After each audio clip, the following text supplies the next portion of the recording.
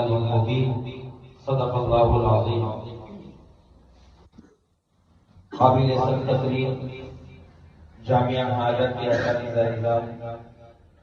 اور اس ادارے کے بانی مبانی ناظم اور محتمین حضرت مولانا عیسیٰ بندے الہی صاحب جو لائی جلیل سے ہمارے ساتھ جڑے ہوئے ہیں، اور ان کے ساتھ خانقاہ میں شریک دوسرے رفقاء اعظام جو جڑے ہیں، ان سب کو اور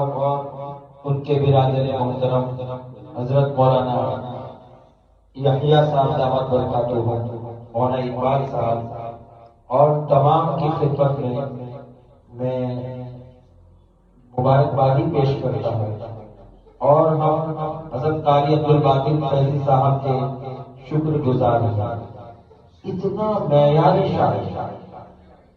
اتنا معیاری شاعر، اللہ کی قسم کوسمبا والوں کو اپنی قسم پر رشک کرانا چاہیے، جن کو ہم سنتے تھے اور جن کے کلام کو ہم دوسروں کی زبان سے سنتے تھے تو وجد طاری ہوتا ہے۔ میں نے کل اس سے پہلے سب سے پہلے جب قاری عبدالباقی فیضی صاحب سے ملاقات ہوئی تو حضرت مولانا قطب اللہ صاحب کے جامعہ اسلامیہ رحمت للعالمین شانتی نگر انکلیشور میں حضرت مولانا قطب اللہ صاحب کے آفس میں مجھے یہ معلوم ہوا کہ کوئی مہمان آئے اور مجھے مولانا قطب اللہ صاحب کو سفر میں نکلنا تھا۔ مجھے یہ نہیں پتا تھا کہ آنے والا کون سا قیمتی ہیرا ہے، اور شاید مولانا قطب اللہ صاحب کو بھی ایسا تھا، وہ شاعروں کی طرح شاعر سمجھے تھے، لیکن یہ تو شاعروں کا سردار ہے، شاعروں کا سردار ہے، اور لہجہ بھی لاجواب۔ وہ جب لاجواب مطلب ان کا جب بند آتا ہے لاجواب پر اختتام ہوتا ہے تو میں کہتا ہوں آپ کا لہجہ بھی لاجواب، آپ کا انداز بھی لاجواب، آپ کا اسلوب بھی لاجواب، اور آپ خود بھی لاجواب۔ اور میں نے جیسے ابھی کہا تھا کہ ان کی خاص بات ہے، ایک خاص بات ہے ہمارے یہاں بالخصوص ہندوستان میں، ہماری جو نعت کا جو سلسلہ ہے اور نعتیہ جو اشعار ہے وہ ایک خاص طبقے سے منسوب ہو چکا ہے، اور اس میں شرک کی آمیزش تھی، بلکہ نہ صرف شرک تھا بلکہ دلیل شرک تھا، جس میں ایک شاعر نے کہا تھا کہ انما انا بشر مثلکم کے پردے میں حق نے اپنے جلووں کا آئینہ سجایا ہے، کون شہر مکہ میں صبح صبح آیا۔ وہ جو اتنی مشہور ہوئی تھی تو نہ صرف کہ شرک ہے، دلیل شرک ہے۔ ہماری دلیل کو اپنے اس میں لیتے ہیں کہ وہ ہم کہتے ہیں کہ نبی بشر ہے تو وہ کہتے ہیں انما انا بشر مثلکم کے پردے میں حق نے اپنے جلووں کا آئینہ نعوذ میں۔ کتنی غلط اور کتنی خطرناک بات تھی۔ اگر اس دور کے اندر قاری عبدالباقی فیضی صاحب جیسے لوگ اگر کھڑے نہ ہوتے تو ہم دیوبند کے مسلک کے لوگوں کو پتہ بھی نہیں چلتا کہ کیا ہو رہا۔ اس وقت انہوں نے جو بھی پڑھا تھا تبلیغی ریل چلی، ہم نے تو اس کو بہت ہلکے میں لیا، لائٹ میں لیا، اور اس کے بعد انہوں نے وہ کہا تھا کہ وہ خلد میں جائیں گے، وہ جنت میں جائیں گے بوریا بستر والے، وہ کیا شعر تھا؟ جو ہے تبلیغی جماعت برا مت کہیے، ہاں خلد میں جائیں گے، ہاں خلد میں جائیں گے بوریا بستر والے۔ آپ کو پتا ہے کسی شاعر نے ہمارے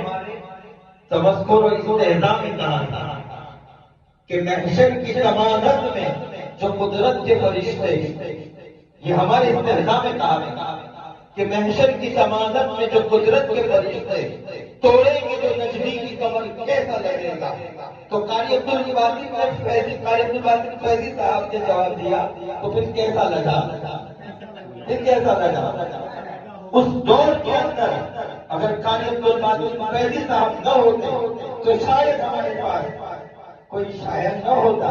جو علماء دیوبند کی طرف سے نعت خوانی میں ان کا مقابل ہوتا۔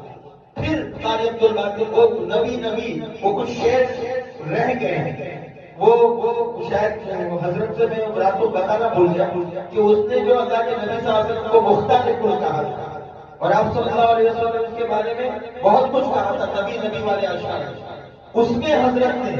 نہیں کے جواب میں پورے شرک کی ترغیب کی تھی، اور اللہ کے رسول صلی اللہ علیہ وسلم کے منقبت مدحت اور تعریف کو بلصراط کے پر لے کر چلے ہیں۔ اللہ تعالیٰ حضرت کی زندگی سلامت رکھے، اللہ تعالیٰ حضرت کے لہجے کو سلامت رکھے۔ شاید تو بہت شور، لیکن جس دور کے اندر یہ بندہ اٹھا ہے، جس دور کے اندر اس بندے نے علماء دیوبند کی نمائندگی کی ہے، بس وہ انہیں کا بس میں اپنے تمام لوگوں کا تو میں کہہ رہا ہوں مولانا باقی قائدی صاحب کو، جب مولانا قطب اللہ صاحب کے یہاں پہلی مرتبہ میں نے اپنی آنکھوں سے دیکھا تو 15 سال سے جو تشنگی کی آنکھوں کی، ایک تشنگی کی سماعت کی، ایک تشنگی کی قلب کی، الحمدللہ وہ تو یہ تشنگی ایسی ہے کہ اور بڑھ وہ تو ختم تھوڑی ہو گئی تو اور بڑا تشنگی، لیکن یہ کہ ہم نے اپنے آنکھوں سے دیکھا، پھر میں نے پہلے کہا کہ حضرت نبی سے یا ولی سے یا رشی سے کچھ نہیں ہوتا، اگر توفیق رب نہ دے کسی سے کچھ نہیں ہوتا، یہ حضرت کے اشعار ہے۔ توحید کی نمائندگی، علماء دیوبند کے مزاج اور نفرت کی نمائندگی اللہ نے اس بندے کے حصے میں لکھی تھی۔ اللہ جل شانہ ان کی خدمتوں کو قبول فرمائے، اور اس دور کے اندر اب جو ہے ہم جیسے ناقدروں کو ہمیں تو پتہ ہی نہیں کہ کیا گھوڑا کیا گدھا سب برابر ہو چکا ہے۔ اللہ جل شانہ ایسے صاحب فن شخص کے فن کی قدر کرنے کی توفیق عطا فرمائے۔ بس میں حضرت کا شکریہ کن الفاظوں میں نے جب ان سے کہا کہ آپ یہ شعر پڑھیں تو پوری نعت سنائیں، وہ نعت دوسرے موقع پر انشاءاللہ ہم نے پروگرام ترتیب دینے والے ہیں، چونکہ لائٹ چل بھی رہا ہے تو یہ اعلان بھی کرنا تھا۔ میں مولانا قطب اللہ صاحب سے بھی درخواست کروں گا، بھائی ہمارا جب تو خالی ہوتا ہے، سب جانتے ہیں کہ میں ایک فقیر اور کلاش آدمی ہوں، لیکن ہے کہ ہمارے رابطے میں ہے ایسے لوگ، تو مولانا عیسیٰ صاحب ہیں اور دوسری طرف مولانا قطب اللہ صاحب ہیں، ان دونوں کو ملا کر میں یہ درخواست کروں گا کہ آپ کوئی ایک زبردست عوامی پروگرام ترتیب دیجیے جس کے اندر آس پاس کے اطراف کے اور سورت اور بھروچ ضلع کے بہت لوگ آئیں گے انشاءاللہ، اور اس وقت ہم حضرت کو سماعت فرمائیں گے، سماعت کریں گے، اور اس وقت انشاءاللہ حضرت یہ نعت نبی سے ہو کر سنائی تھی تو پھر حضرت نے بتایا کہ یہی وہ نعت ہے کہ میرے استاد مولانا، میرے استاد حضرت مولانا عارف سنبھلی صاحب رحمۃ اللہ علیہ جو تفسیر کے استاد تھے، اور میں آپ کے سامنے کیا بیان کروں کہ میں نے حضرت مولانا عارف سنبھلی صاحب مولانا سجاد نعمانی صاحب کے چچا زاد بھائی، میں نے ان سے تفسیر پڑھی، اور تفسیر میں وہ توحید کو ایک خاص رنگ کے ساتھ پیش کرتے ہیں۔ میں اپنی زندگی پر ان کا بہت بڑا احسان مانتا ہوں۔ تو حضرت نے بتایا، قاری صاحب نے بتایا کہ مولانا عارف سنبھلی صاحب وہ ہمیشہ مجھے بلاتے تھے، یعنی قاری صاحب کو بلاتے تھے اور یہی نعت کسی نعت کی فرمائش کرتے تھے، تو مجھے یہ سن کے بڑی خوشی ہوئی کہ الحمدللہ کہ استاد محترم رحمہ اللہ کا شاگرد بھی انہی کے ذوق میں کچھ حصہ حاصل ہے۔ بس قاری صاحب نے دل خوش کر دیا، اور قاری صاحب نے کل رات کو بھی سنا رہے تھے، آج میں کیا بتاؤں، رات کو جب انہوں نے دل نکال کے رکھا، صحیح بات ہے، اور بہت ہی بے نفس اور بہت ہی مخلص متواضع خاصہ اور مختصر انسان، اور آج بھی کل اور آج میں بس اعتراف کر رہا ہوں کہ میں نے زندگی میں کبھی کسی شاعر کو اتنا قریب سے اتنے اچھی طرح سے سننے کو مجھے موقع نہیں ملا۔ کیا لفظ، کیا معنی اور کیا تحسینات، تنویحات، تشبیہات، استعارات، اللہ جل شانہ حضرت کو سلامت رکھے، ان کے لہجے کو سلامت رکھے، اور ہم ناقدروں کو ان کی قدر کرنے کی توفیق عطا فرمائے۔ بس یہ کہ میں مولانا عیسیٰ صاحب کا شکر گزار ہوں کہ مولانا عیسیٰ صاحب دعوت برکاتہم نے مولانا یحییٰ صاحب اور مولانا مشتاق صاحب اور مولانا سلمان صاحب یہ مولانا سلمان صاحب بیٹھے ہیں، ماشاءاللہ اللہ تبارک و تعالیٰ نے بہت قربانی کا جذبہ عطا فرمایا ان لوگوں کے ذریعے جو پیغام مولانا عیسیٰ صاحب نے پہنچایا۔ تو میں نے سعادت سمجھی اور مولانا قطب اللہ صاحب بھی جاتے جاتے میں نے ابھی بھی کہا تھا، واپس کہہ رہا ہوں کہ الگ سے لے جا کر مجھے کہا کہ کل ضرور مدینہ العلوم میں لے جانا اور مولانا سے قاری صاحب سے جو ہے ہماری طرف سے درخواست کرنا، اور تو اللہ تعالیٰ قاری عبدالباقی فیضی صاحب کو بھی سلامت رکھے اور اللہ جل شانہ کے جان میں، مال میں، عزت میں، آبرو میں برکت عطا فرمائے۔ اور حضرت بہت سارے مشکلات اور بہت سارے پرابلمز اور بہت سارے تکلیفوں سے دو چار ہے، لیکن یہ دیوانہ ہے، جب عشق رسول میں سرشار ہوتا ہے سب بھول جاتا ہے۔ رات کو جب شعر پڑے تھے اور اس کے بعد جب ہم لوگ کھانے بیٹھے، ہم سب نے مزے سے کھایا، پیٹ بھر کے کھائے، بلکہ جی بھر کے کھائے، لیکن یہ بندہ جو ہے شاید آدھی اور ایک روٹی پر اکتفا کیا۔ ہم سب نے کہا کہ بھائی صاحب کھائی، تو کہا نہیں کھایا جائے، بس وہ ایک درد مندانہ بلکہ درد کے ساتھ انہوں نے اور بہت ہی تکلیف کے ساتھ کہا کہ نہیں کھایا جا رہا ہے۔ تو میں بہت میری رات بھی تکلیف سے گزری، صبح بھی تکلیف سے، لیکن پھر یہ بندہ اور قاری صاحب پھر بیٹھے، پھر وہی آ گئی اور انہوں نے بتایا کہ ہمارے سب کے مخدوم اور ہمارے سب کے استاد الاساتذہ اور قرائے کرام کے امام کہیے حضرت مولانا قاری صدیق صاحب سانسرو کی دامت برکاتہ العالیہ، تو حضرت نے فرمایا کہ قاری صاحب یہ فرماتے ہیں کہ قاری عبدالباقی فیضی کو دیکھو تو لگتا ہے کہ خوب مرو تو ہوا میں اڑ جائے، لیکن لہجے کی جو صلابت اور مضبوطی ہے وہ انہیں کا حصہ ہے۔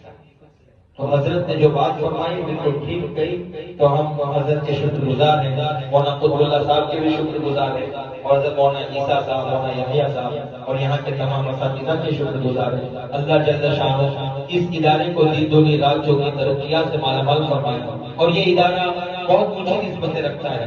مولانا عیسیٰ صاحب کے والد محترم حضرت مولانا الیاس بند الہی صاحب رحمۃ اللہ علیہ کئی کتابوں کے مصنف ہیں اور کئی بزرگوں کے فیض یافتہ ہیں، اور ان کے چچا مولانا ایوب فردی صاحب کو کون نہیں جانتا، بہت ہی بافیض خاندان ہے یہ۔ اس خاندان کے چشم و چراغ مولانا یحییٰ صاحب، مولانا عیسیٰ صاحب، مولانا زکریا صاحب ہیں، اور انہوں نے صبح کا وہ زکریا، وہ یحییٰ، وہ عیسیٰ، وہ الیاس، ٹھیک ہے نا، بہت اچھا سلسلہ ہے ماشاءاللہ۔ اللہ جل شانہ اس خاندان کی حفاظت فرمائے اور اس کے اندر خوب برکت نازل فرمائے اور یہاں کی آواز کو پوری دنیا تک پہنچائے۔ بس میں بس شکریہ ادا کرنے کے لیے بیٹھا تھا، تو وہ جو نبی سے یا ولی سے یا رشی سے کچھ نہیں ہوتا، اگر توفیق رب نہ ہو کسی سے کچھ نہیں ہوتا۔ ابو طالب کے قصے نے حقیقت کھول کر رکھ دی، اس کو ذرا محسوس کرنا، چشمی ذرا محسوس کرنا۔ ابو طالب کے قصے نے حقیقت کھول کر رکھ دی، نہ ہو آنکھیں تو گھر کی روشنی سے انک لا تهدی من احببت ولکن اللہ یہدی۔ ان کے اشعار سنتے جائیں اور قرآن کی آیتیں پڑھتے جائیں، ماشاءاللہ قرآن سے خاص مضبوط سلسلہ ہے۔ اللہ جل شانہ بس ہمیں ان کی قدر کرنے کی توفیق عطا فرمائے۔ انہی چند باتوں پہ ختم کرتا ہوں۔ اللہ تبارک و تعالیٰ اس ادارے کو قبول فرمائے اور اس ادارے کے ذمہ دار کے والد محترم مولانا الیاس صاحب رحمۃ اللہ علیہ کی روح تک اور اس کا ثواب پہنچائے، اور اس جامعہ کے فارغین کو اور ان کے خدمات کو اور ان کی جو ہے قربانیوں کو ان کے لیے صدقہ جاریہ بنائے۔ اللہ جل شانہ جو کچھ کہا گیا اس کو قبول فرمائے اور جو کچھ خطا رہ گئی ہو اس سے درگزر فرمائے۔ وآخر دعوانا ان الحمدللہ رب العالمین۔ بس مختصر سی دعا